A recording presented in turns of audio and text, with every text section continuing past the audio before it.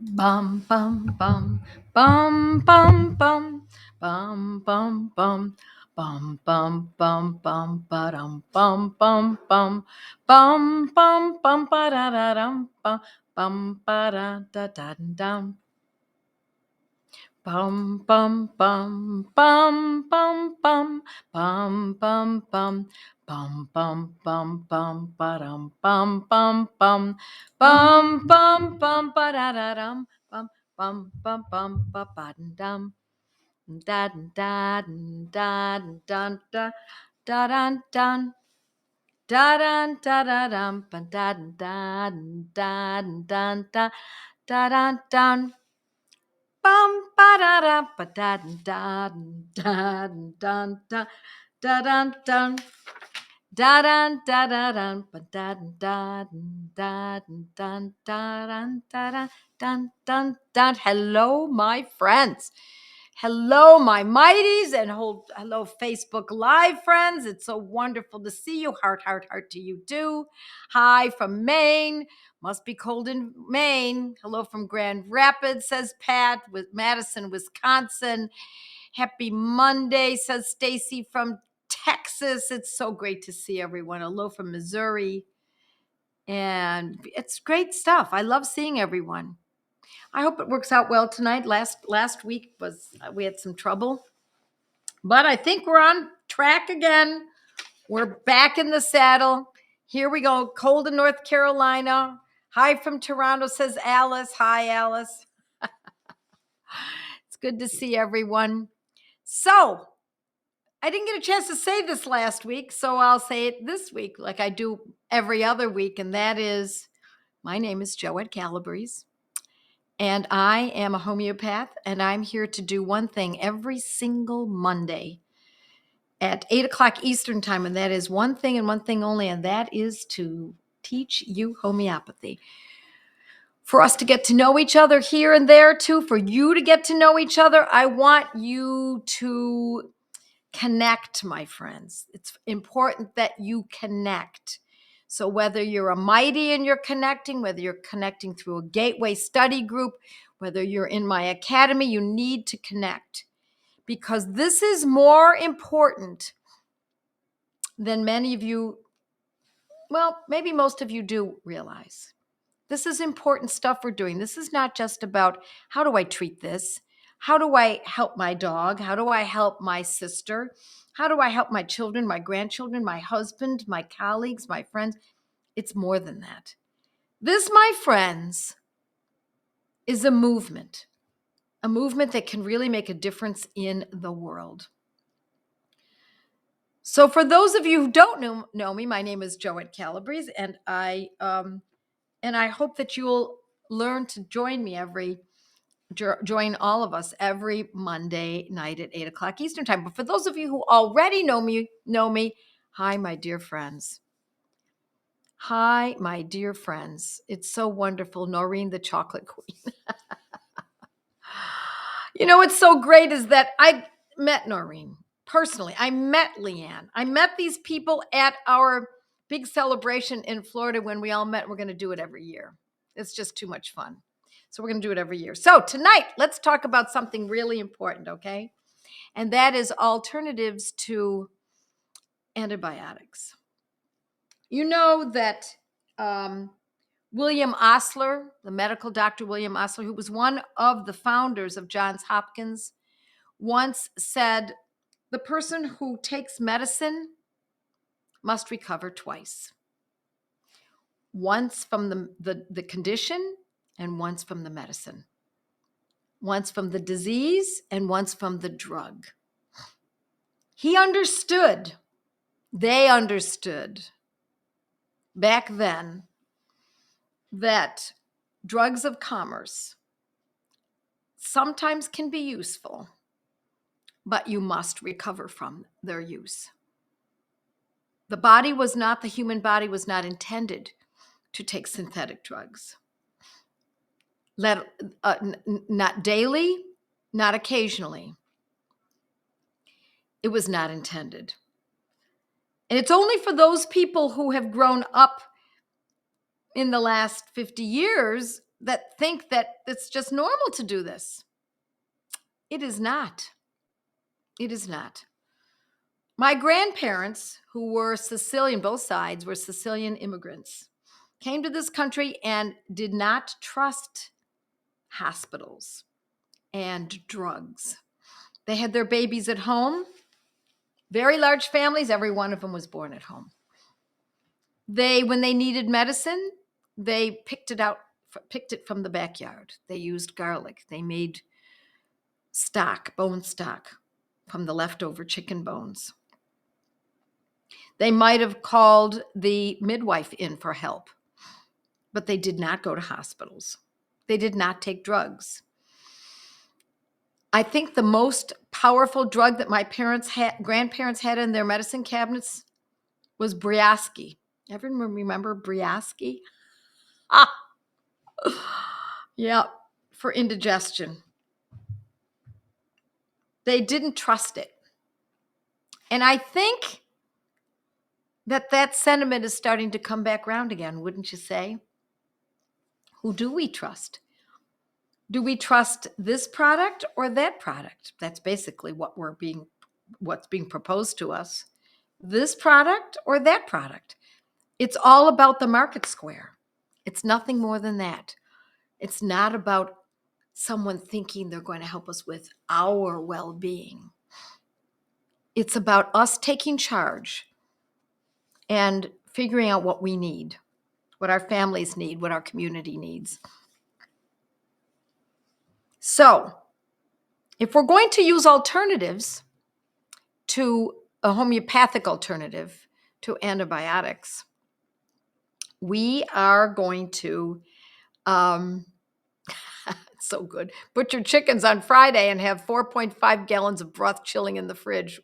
Winter medicine. You got that right. You got that right. That's the way to go, my friends. The feet of the chicken, the heads of the chicken, yes, the necks, the backs. Eat the meat and make the stock from everything else. Oh, eat the liver, of course. So if we're going to do this, we need to have some good information. And homeopathy, in my estimation, is the cadence. I've done the supplements. I did supplements for years. Not I took them, I did them. That's what it felt like. I did them. Ziploc baggies full of supplements and vitamins. No, I found a better way. I eat my vitamins by eating good quality food. I took the drugs before that. It did more harm than good. But people don't change their ways until they are suffering horribly. So once somebody is suffering terribly, then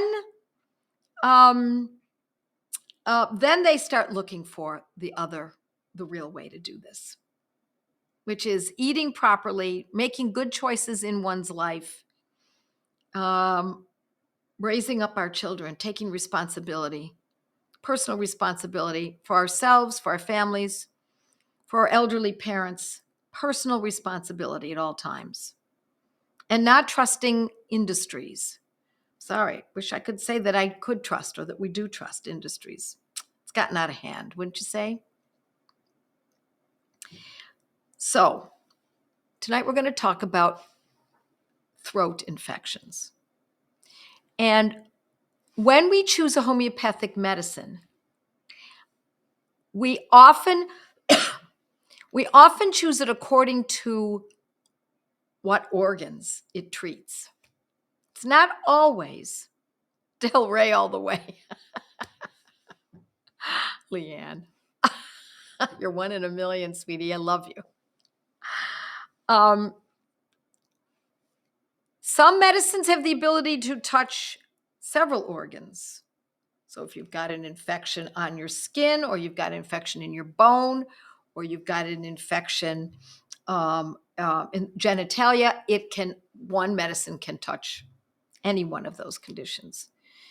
But the tighter we can get it, in other words, the closer we can get to the condition, the name of the condition, the specific organ, and the medicine that touches that particular organ, the better results we're going to have. So we're going to talk about throat infections, and we're going to start with, I'm going to talk about just 2 medicines tonight, and they're very, very closely related. And they are Mercurius Vive, Mercurius Vive, V-I-V, or sometimes it's called Mercurius Sol. They have a slight difference. They're 2 different remedies, but basically they're pretty much interchangeable. So when would we use Mercurius Vive or Mercurius Sol? We would use it for sore throats. A sore throat that is, sometimes it's identified as a strep throat. Sometimes it isn't. Sometimes it's just painful. Sometimes you don't need to go and find out what kind of infection it is. It's a painful sore throat. There are other medicines for sore throats, belladonna, Keeper-Solve. There are other medicines. But Mercurius Sol, sometimes called Mercurius Vive, interchangeable, we know that there are some distinguishing factors. One of them can be that it's a repeated infection. Every time my child gets sick, he gets a sore throat that's pretty intense. And we've been using antibiotic for years. That's why we use the word every time. Because what an antibiotic does is it suppresses the condition now and kicks the can down the road because it will likely come back. Why? Because it didn't correct the condition. It just, what do we say? It tried to kill the bacteria.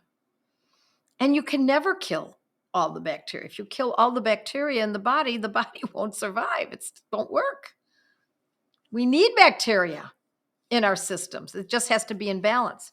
So our goal is not to kill. Our goal in homeopathy is to gently stimulate the body's natural ability to uproot the condition. So one of the distinguishing factors to help you decide whether or not you should consider Mercurius Sol/Vive is if there is odor from the mouth. Sometimes moms tell me, I know that my child's getting strep throat. How do you know? Well, they don't have a sore throat yet. They're not complaining about it, but I can tell by the odor, the halitosis. There's a distinct smell to strep throat. So if there is an odor that is pretty clearly emanating from the throat, you might want to think about Mercurius Sol if there is an infection. You can see it's red. It's maybe it has spots of white on it, indicating strep sometimes, not always. There can also be an infection in the buccal area of the mouth, which is inside the cheeks. There can be an infection that's related to the gums or sensitivity to the gums or sensitivity to the buccal area inside the cheeks. What I want you to do, I'm giving you the description of Mercurius Vive, Mercurius Sol. I'm giving you the description, but I expect you to go into your Materia Medica and read up on it before you use it. Do not go by what I'm just teaching you here. I'm giving you little prompts, trying to help you understand how to go about looking at this. But I expect you to go deeper and look into your Materia Medica. If you don't own a Materia Medica, you should consider getting mine, but it doesn't have to be mine. Go online and look at Materia Medica for free. They're online for free. I think Boriki's online for free. I think Kent is online for free. It should still be up.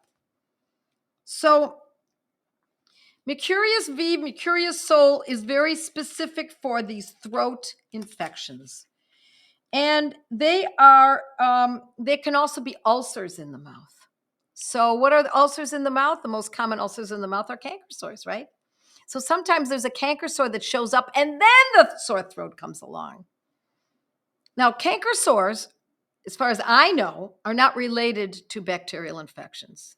They have more to do with food intolerances and reactions to chemicals and that kind of thing.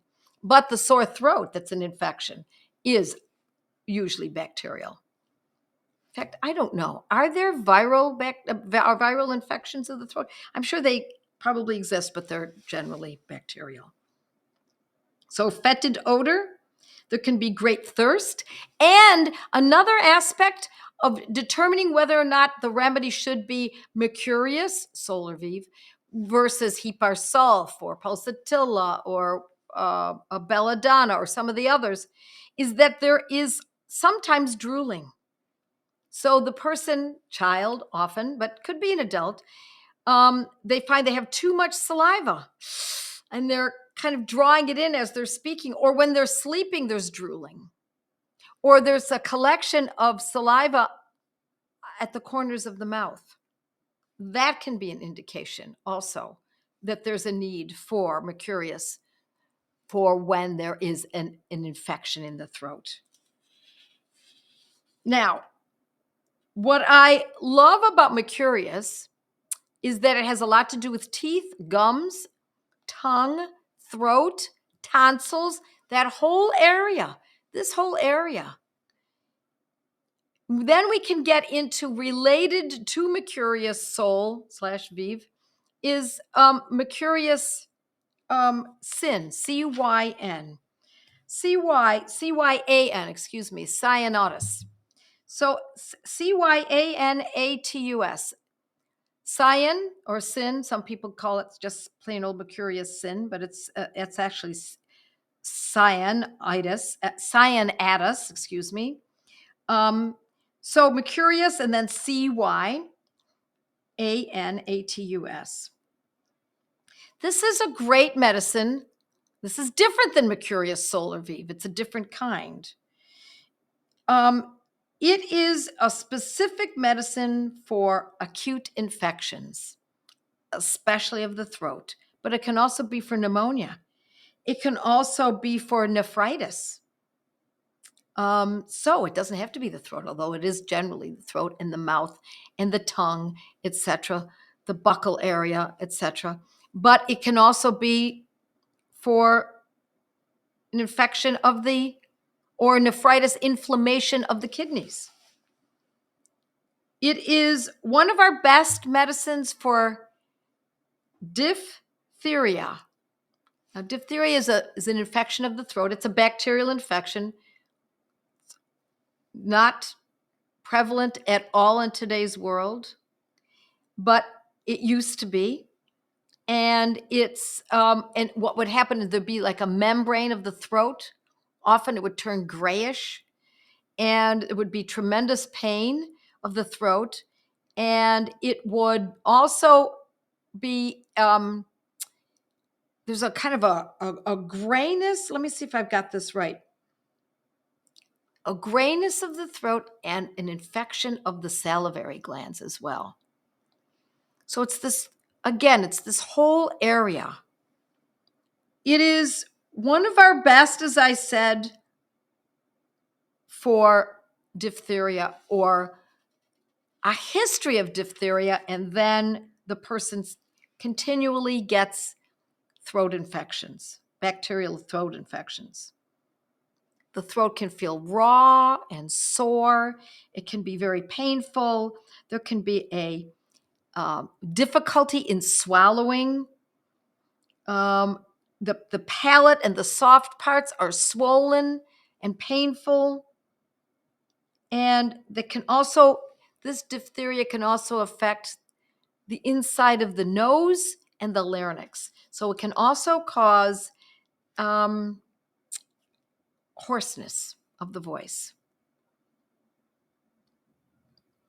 All right, let's see what kind of questions we have here.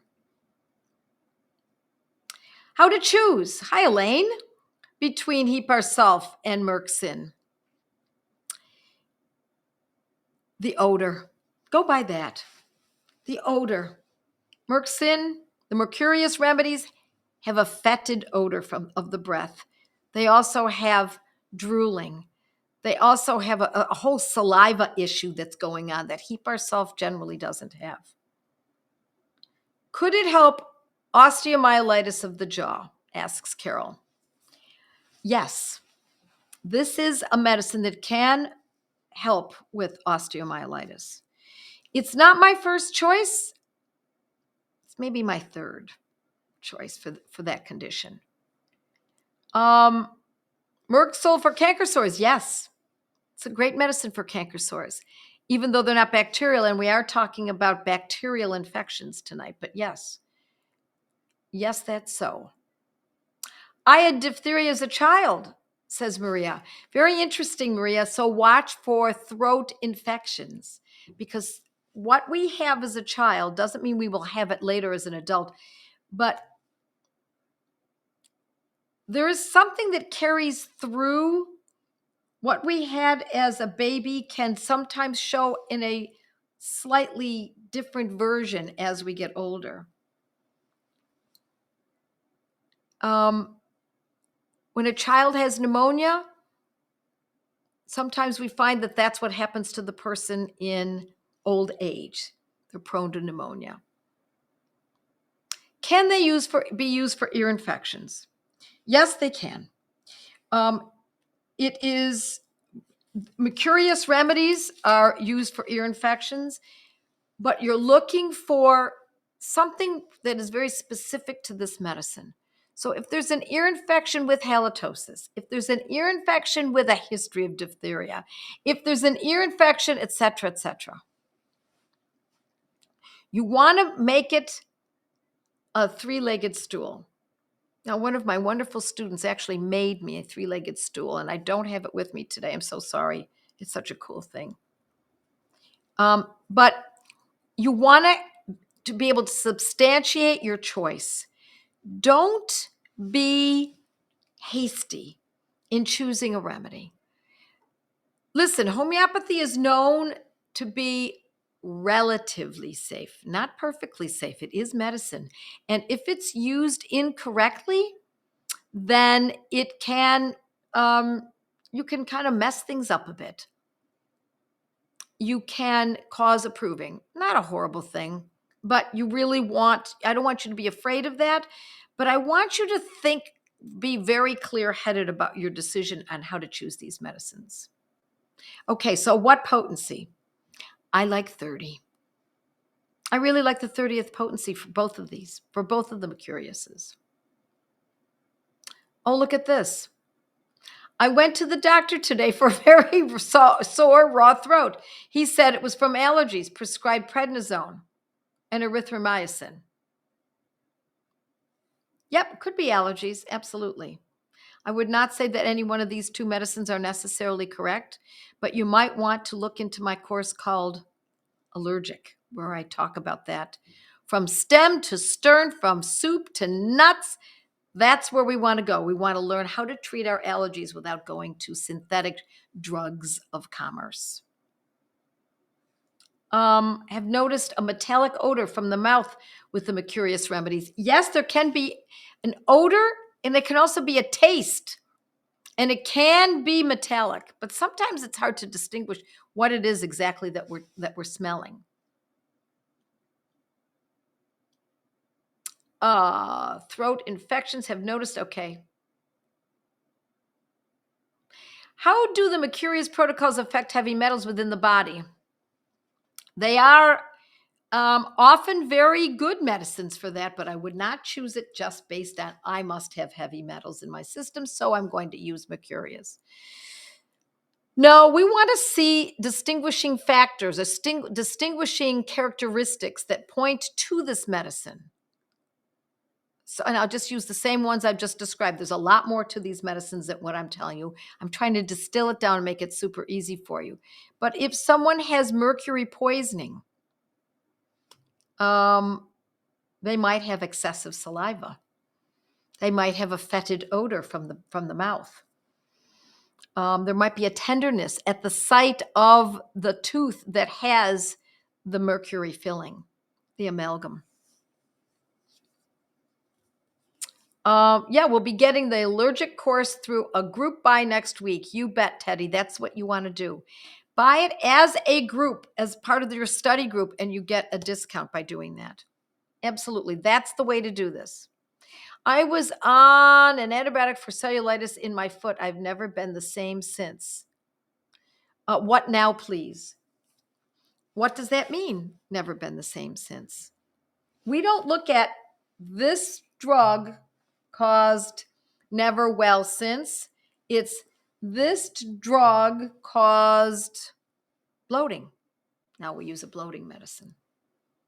And it's not that we're just treating only the bloating, we're going deeper. We're going into the body's inability to be able to address the antibiotics, which is perfectly normal, by the way, to not be able to address it properly. So we want to name the condition. Once we know the name of the condition the person's suffering from, then we know how to use the homeopathic medicines accordingly. My son has a likely strep throat, including raw red and white spots without any odor, went with Hepar Sulf 200 and all symptoms much diminished after 36 hours. You go, Lisa. Very nice job. Freedom.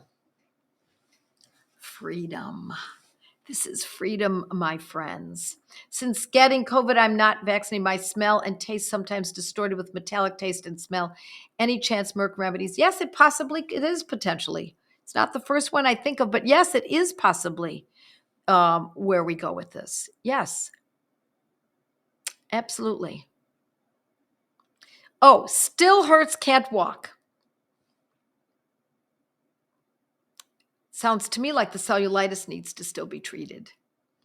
And I have an entire course that in which we talk about all the conditions that antibiotics are often used for, and it's called the alternative to antibiotics. Just go to my website, Joette Calabrese, look at courses, or just go to Joette Calabrese /courses, and you'll find an entire course online. Yeah, Hepar Sulf also commonly has an offensive or sour smell. It does, but Mercurius is different. The smell from the need for Mercurius doesn't just have a sick smell, it has a fetid smell, putrid smell, something like something died back there in the throat. So, my friends, we have to be like the honey badger, one of the coolest animals on earth. Why? Because the honey badgers are tenacious.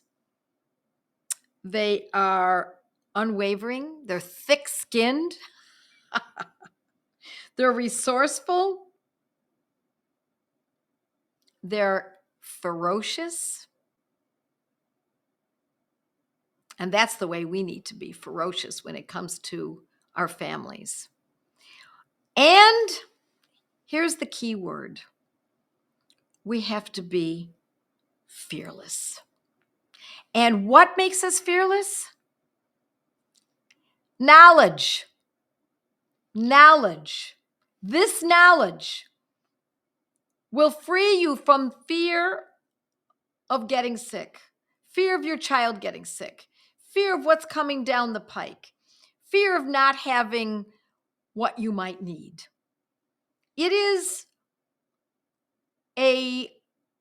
Homeopathy is a medicine that will free you beyond your wildest dreams, free you from anxiety and insomnia, etc. Knowledge makes us fearless. Hi, Harry. Honey Badger Homeopathy. That's it. Honey Badger Homeopathy. So tonight I'm going to be meeting with a group of organized study groups. I do this almost every Monday night. Sometimes we have close to 100 in the group, and I answer questions. Sometimes we have as few as 30.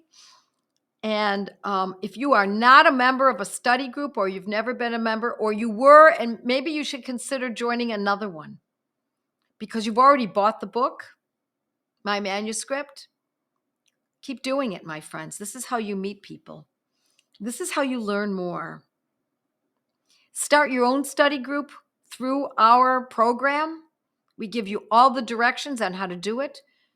Entreat your friends at church, homeschooling, your neighbors, your relatives, people online you've never even actually met physically. And start teaching homeopathy, even if you know just a little bit, because we give you all the information so that you're one step ahead of everyone else. The teacher learns more than the student. And if you do it over and over again, you will be fine-tuning your knowledge in homeopathy. And so with that, I say, God bless you all. And I will see you next Monday. We'll probably carry on with this alternative to antibiotics so that because this is the season, we're coming into it now, people get sick, and we want to stay away from synthetic, if possible, synthetic drugs, patented drugs of commerce. We want to use what is natural and intelligent.